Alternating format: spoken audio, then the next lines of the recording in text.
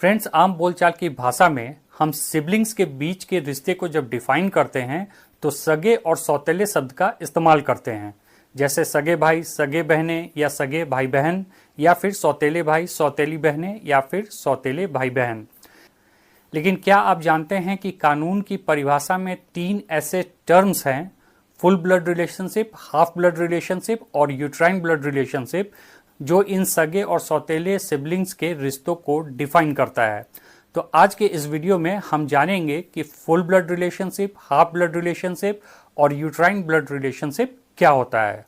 सबसे पहले समझते हैं फुल ब्लड रिलेशनशिप को। तो जब दो व्यक्तियों के फादर और मदर कॉमन होते हैं तो उन दोनों के बीच के रिश्ते को कहा जाता है फुल ब्लड रिलेशनशिप। जैसे सगे भाई, सगे बहनें या फिर सगे भाई बहन।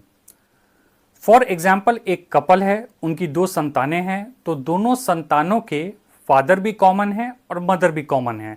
तो इस परिस्थिति में उन दोनों के बीच के रिलेशनशिप को फुल ब्लड रिलेशनशिप कहा जाएगा, यानी कि सगे भाई, सगे बहनें या सगे भाई बहन। आगे बढ़ने से पहले आपको एक बात बता दूं कि जब भी हिंदू लॉ में आप फुल ब्लड रिलेशनशिप के संबंध में पढ़ेंगे तो वहां पर कॉमन एंसेस्टर और कॉमन मदर लिखा होगा। कॉमन एंसेस्टर से आपको कंफ्यूज होने की जरूरत नहीं है। कॉमन एंसेस्टर का मतलब हुआ फादर, यानी कि जिस सिबलिंग के फादर और मदर दोनों कॉमन हैं उनके बीच में फुल ब्लड रिलेशनशिप है।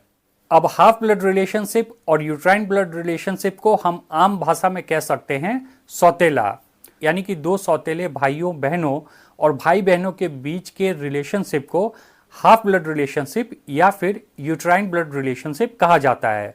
लेकिन हाफ ब्लड रिलेशनशिप और यूट्राइन ब्लड रिलेशनशिप में एक बहुत ही मेजर डिफरेंस है। तो सबसे पहले हम समझते हैं हाफ ब्लड रिलेशनशिप को। तो जैसा कि फुल ब्लड रिलेशनशिप में मैंने आपको यह बताया था कि जब भी 2 व्यक्तियों के फादर और मदर दोनों कॉमन होते हैं तो उनके बीच में फुल ब्लड रिलेशनशिप होता है। अब हाफ ब्लड रिलेशनशिप में जब फादर कॉमन होते हैं लेकिन मदर अलग अलग होती हैं तो फिर इस परिस्थिति में उन दोनों व्यक्तियों के बीच के रिलेशनशिप को कहा जाता है हाफ ब्लड रिलेशनशिप। एक एग्जांपल से इसे आपको समझाता हूं। एक कपल है, कपल से एक संतान की उत्पत्ति होती है। कुछ समय के बाद वाइफ की मृत्यु हो जाती है या फिर उन दोनों के बीच में डिवोर्स हो जाता है। इस परिस्थिति में हस्बैंड जो है फिर दूसरी शादी करता है और उससे एक और संतान की उत्पत्ति होती है, यानी कि हस्बैंड के पहले वाइफ से एक बच्चा और दूसरे वाइफ से एक बच्चा। तो अब उन दोनों सिबलिंग्स के फादर कॉमन हैं लेकिन मदर जो हैं वो अलग अलग हैं।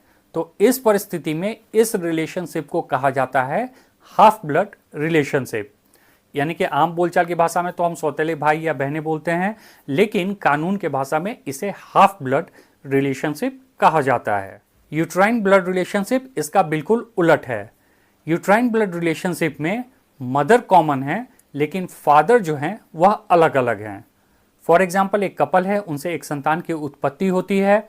कुछ समय के बाद यहाँ पर हस्बैंड की मृत्यु हो जाती है या फिर कपल के बीच में डिवोर्स हो जाता है और वाइफ जो है वह दूसरी शादी कर लेती हैं और दूसरी शादी से भी उनको एक संतान होता है।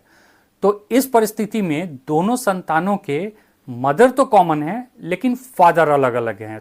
तो इस परिस्थिति में आम बोलचाल की भाषा में तो हम सौतेले भाई या सौतेले बहनें ही बोलते हैं, लेकिन कानून के परिभाषा में इसे यूट्राइन ब्लड रिलेशनशिप कहा जाता है।